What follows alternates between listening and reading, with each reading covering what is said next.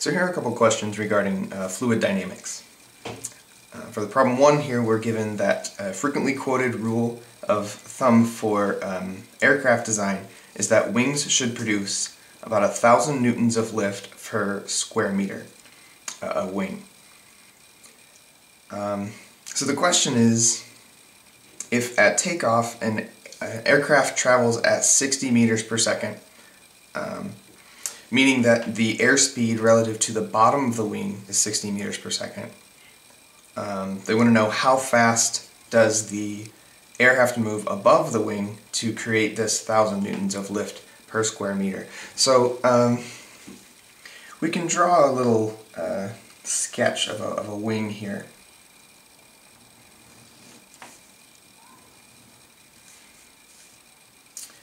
Alright, and what we're told is that the air going beneath the wing, so I'll say VB, is 60 meters per second. And we obviously have air going above the wing as well, so we'll call that VA. We're given, or rather we're asking, what is VA? Right? That's the question. Right? So this lift here is created by a difference in pressures below and above the wing. And this is a simple application of Bernoulli's principle, that when air is flowing, or any fluid is flowing at different speeds, the differing speeds leads to a difference in pressure. Right? So I'll label this P above, so PA, and P below PB. Alright. So let's draw a free body diagram for this quickly. So what does lift have to offset? Well, it has to offset gravity, right? It has to offset mg acting on the wing, right? And there are two other forces that we don't typically account for.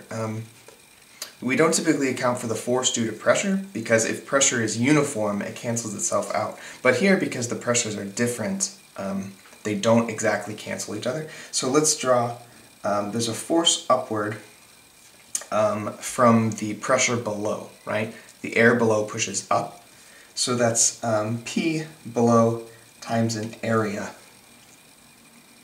Right? I can't just put pressure, because pressure is a pressure, not a force. If I multiply by the area, then I have a force, and then I can put it on my free body diagram.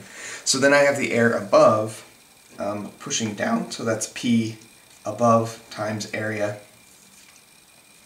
Now the lift force is the difference in these two forces due to these differing pressures. So I'll label that here. The lift force is it's pressure below times area minus pressure above times area. Alright, I'm going to take one more step and divide by area. So I have lift force divided by area equals the difference in the pressures. Alright, that's going to be a useful equality to have. It's also useful to point out that the lift force divided by area here, that's force per unit area. That's what we're given here, 1,000 newtons per square meter. Alright, so if you're clever, you notice that that's actually a pressure, right? 1,000 newtons per square meter is actually a pressure. Okay, so we simply need to find the difference in pressures, right, or an expression for that, and then set that equal to 1,000. Right, so we're going to use Bernoulli to do that.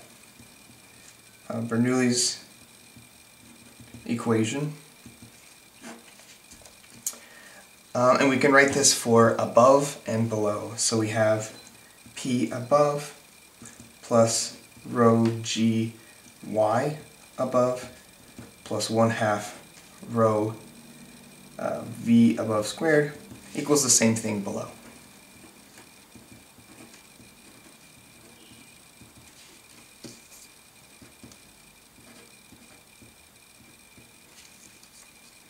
Okay, so the first thing I'm going to do is notice that y above and y below are going to be very similar, right? They're going to be, the difference between those will be the height of the wing. which is probably not that much, particularly considering that this is air, right? So the pressure in air due to depth doesn't change that quickly, particularly above and below a wing, right? Even at the top of the room and the floor of the room, it doesn't change that much. So I'm going to ignore these two terms. Really what I'm doing is I'm subtracting it one to the other side and then recognizing that the difference in the y values is very small, particularly when you multiply by the density compared to the other terms. Okay, so I recognize that I have this difference in pressures, and I can move PA to the other side here and get this expression, right? So I'll write that here. P below minus P above. And what that means is I need to move this half rho VB squared to the other side. So what I have is half rho VA squared minus half rho VB squared. Factoring out a little bit just to make this prettier, I have half rho V8 squared minus VB squared. Alright, and I recognize that I do have this PB minus PA, so I can take this and plug it up here. Alright, what I'm going to put there is F lift divided by area. Alright, so then finally, F lift over area, that was my 1,000 newtons divided by 1 square meter, right, equals 1/2 times the density. This is the fluid that we're in, which is air. Alright, they give us 1.29. And then the difference in the squared velocities. So VA is what we don't know, so I leave it as a variable, but VB was given as 60, so minus 60 meters per second squared. And if you solve this for VA, what you find is 71.8 meters per second.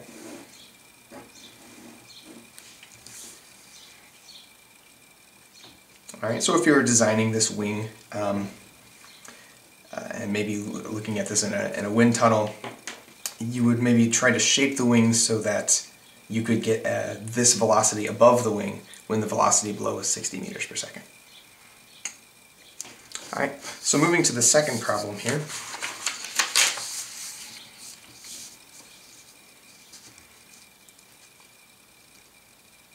I'm given, imagine the flow of water in a fire hose, right?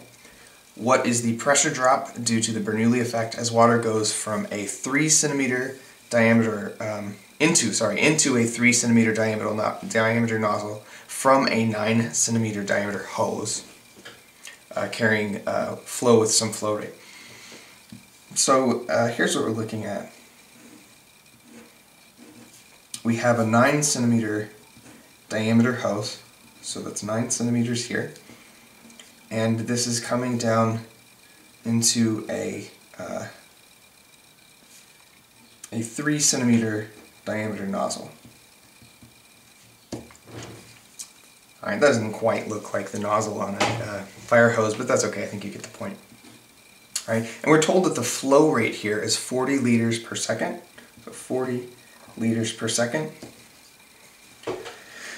Okay, so first, that 40 liters per second is not a velocity, right? That is a volume flow rate. So we use the letter Q to represent that, 40 liters per second. And that's not an SI unit. Liters is not an SI unit. 1,000 liters is 1 cubic meter, so to convert this I need to move the decimal 3 places to the left, and what I have is 0.04 cubic meters per second. That is the flow rate in SI units. Alright, so if I'm going to use Bernoulli's equation at some point, I need to know the velocities for each of these areas, or for each region, right, the 9 centimeter and the 3 centimeter regions. So I can relate the velocity of the fluid, of the water in this case, to the volume flow rate. Right? Volume flow rate is cross-sectional area times the velocity. Alright, so if I was going to find the velocity in the 9 centimeter diameter region, right, so V sub 9, I'm going to take Q and divide by A. Alright, so I'm going to take 0.04 divided by an area, so that's pi, and radius squared, so that's 0.09 divided by 2 squared. Okay, and if I do all of that, what I get is 6.29 meters per second. Okay, and when I pinch this down, I expect the velocity to increase. All right, just like putting your thumb over the opening of a hose. Right, so the velocity should get quite a bit higher. So we'll call it V3. We're going to do the same math. 0.04 divided by pi. This is 0.03 halves squared. Right, got to remember to divide by 2 because this is a diameter. And when you do that, what you get is 56.6 meters per second. Right, so quite a bit faster.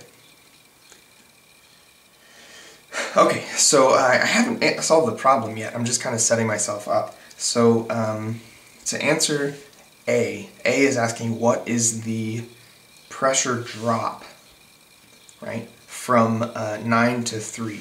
Right, Bernoulli's effect says that when the fluid speeds up, it should lower in pressure. Right, that's the trade-off. We're gaining speed, but we're losing pressure. Okay, so I'll fill out Bernoulli's equation, and I can say that, I'll just write it out. The pressure at 3 plus rho g y3 plus half rho v3 squared equals the same thing at the 9 centimeter region. So P9 plus rho g y9 plus 1/2 rho v9 squared. Alright, so this is going to proceed in a very similar fashion to what we did above, right? y3 and y9 are equal to each other, so those two terms cancel each other out. And what I'm interested in, again, is a difference in pressure, right? How does the pressure drop? So what I'm looking for is P9 minus P3, right? And I can solve, or I can rearrange this equation to give me that. If I subtract P3 over here, and then subtract this term over here, so what I have is 1/2 rho v3 squared minus 1/2 rho v9 squared. Right? Again, this difference is exactly what I'm solving for, so I can just plug numbers in at this point. 1/2, the fluid here is water, which has a density of 1,000 kilograms per cubic meter. And I'm just going to factor out, just like I did above. So then I have the difference of these squared velocities. It's 56.6 meters per second squared minus 6.29 meters per second squared. And if you do all of that math, what you get is 1,581,360 pascals. Right? Or we could round this to 3 sig figs, 1,580,000 pascals. Right? So this is a very large number. Atmospheric pressure is about 15 times smaller than this. Right? Atmospheric pressure is 101,000. This is 15 times bigger than that. Right? But it's the pressure difference in a fire hose. We should expect this to be fairly large. Right? So the second question, or the second part of this, is asking to what maximum height above the nozzle can the water rise? Right? This is a really relevant question for water leaving a water hose, right, or a fire hose, because you want to know which window can I reach with my with the water coming out of the hose. Do we need to re-engineer it or boost the pressure maybe? Right. So this is a simple energy problem, actually, because if we point this hose upward, right, and this comes down to a point, I have water coming out of the hose with some initial velocity. In fact, I solved for it. It's 56.6 meters per second. Okay, and all of that energy for this water is going to be converted into gravitation, right? So this is kinetic energy becoming gravitational potential. So what I have is 1/2 mv squared is all being converted into mgh, right? This is kinetic energy becoming gravitational potential. So then I just need to solve for h. So the masses go away, which is convenient because I don't know what mass I would have used here. G is something I know, so I can just solve for this. What I get is h equals v squared over 2g. Alright, if you plug these numbers in, what I have is 56.6 meters per second squared divided by 2 times 9.8 meters per second squared. And this answer is 163 meters.